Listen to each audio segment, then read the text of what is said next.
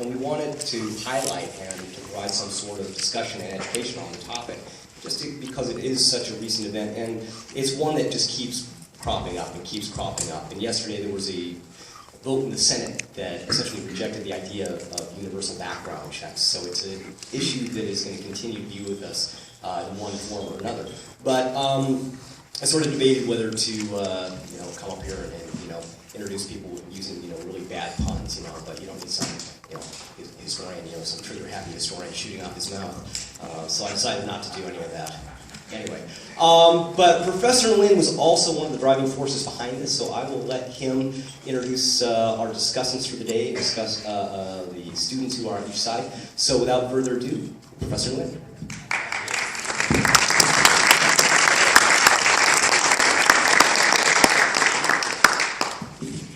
I don't think I need a mic. Obviously, my students know I'm pretty loud. So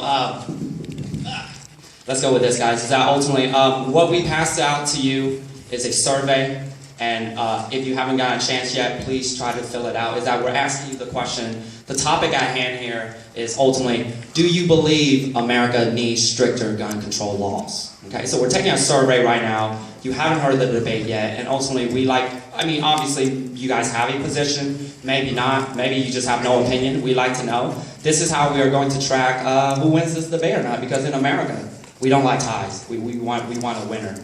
Okay, so ultimately that's how we're debating it. So if you can take just briefly about 5 seconds, 10 seconds, just to fill out that first portion, your view on this topic before the debate. And just a matter as to why I thought of this idea is that ultimately, even at the district level itself, we had a recent scare back in the fall with a potential shooter, if you will, at San Jose City College. So this is why I thought that it was relevant. We bring this topic up. And ultimately, we're going to get right to it. On my, left side here, we have the pro-control side, making the argument for stricter gun control. And on my right side here, we have the pro-gun side, arguing for less stricter gun control, if you will. So we're going to just dive right into it. Again, my name is Hai Nguyen. Pro-control side, pro-gun side. And the topic at hand here is that ultimately the question is, does America need stricter gun control laws? And obviously, if you have watched television for the last, couple of weeks, you'll know that the debate frames around this idea was that, does the Second Amendment protect the right of the individuals to own firearms? Okay? So we're going to pose that up. And before we do that, let's have opening statements from both sides. See where they're making their argument. Let's go with the, which side are we going with? This way, we're going this way. So here we go. Pro-control side making their opening statement. Every day, we lose an average of 32 people to gun murders. Annually, we lose about 11,000. Over 1 million people have been killed by the gun since 1968, the same year that Martin Luther King Jr. was killed. Hallelujah. And since then, more lives have been lost than all American wars combined. Today, you will hear our opponent argue that this is a price we all have to pay for freedom. But as you will see, the price is simply too high, and the reason is simple: irresponsibility. Take the car, for example. You have to take a written test, practice driving with an instructor, take the driving test at the DMV, insure your car, register your car, get a credit check when you buy a car, register with the DMV when you sell your car. Thanks to government regulations and consumer demands, the car is much safer now to drive, and soon you won't even have to drive to get from point A to point B, for it will drive itself. Yet, to own a gun, all you need is money. And soon, all you need is access to Wiki and a 3D printer to make a gun at home. The gun is the only consumer product not subjected to government regulation. A gun sold at Walmart today has the ability to kill an entire platoon in a matter of minutes. Placed in the wrong hands, its lethality is unquestionable.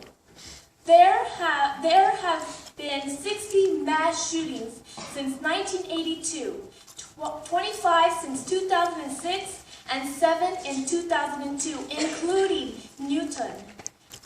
and time again, guns keep falling into the wrong hands, yet the politicians are too afraid to even discuss the issue, and ultimately, it's everyday people who pay the ultimate price: death.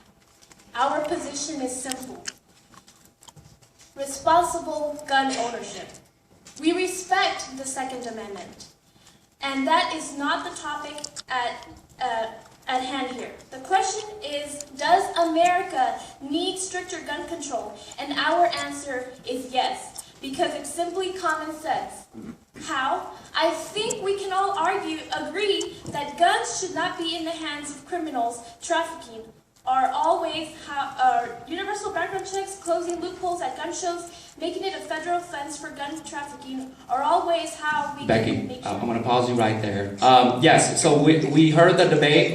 We'll get to the demands and the reforms in a second, okay? But I'm going to keep you guys to a strict time limit here. So let's hear an opening statement from the pro-gun side. First off, I'd like to start off by saying we're not pro-guns, we're pro-rights. Rights, it's the fundamental basis of the American way. Americans love their rights. The Supreme Court has declared gun ownership a fundamental right. But this right is not unlimited. All rights must be managed. You have freedom of speech, but you can't yell fire in a crowded movie theater. We have freedom of press, but in war zones there is prior restraint. We advocate for education. Numerous studies have all pointed to education as the key to creating a better system. As one of the many fundamental rights, it stands as a pillar to support the Constitution, a pillar to the American way of life. The Constitution is like a chair.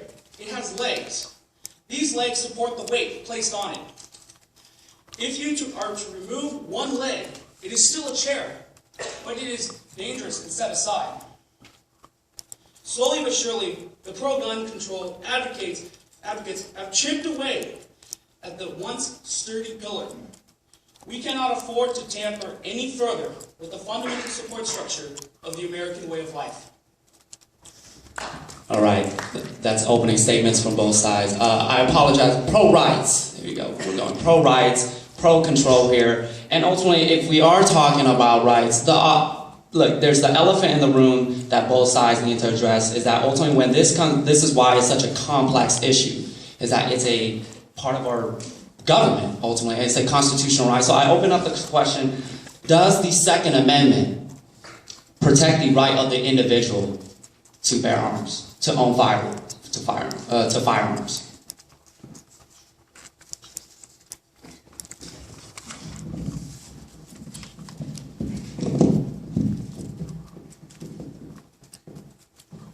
The Second Amendment is a constitutional right that is fundamental.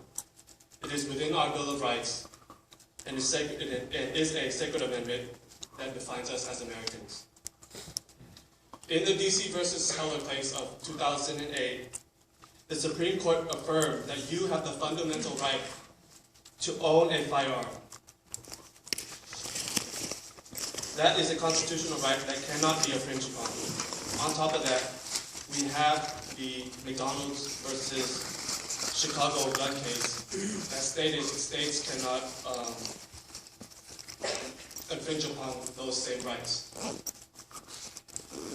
The Second Amendment protects an individual with the right to possess a firearm unconnected with the service in a militia and to use that arm for traditionally lawful purposes.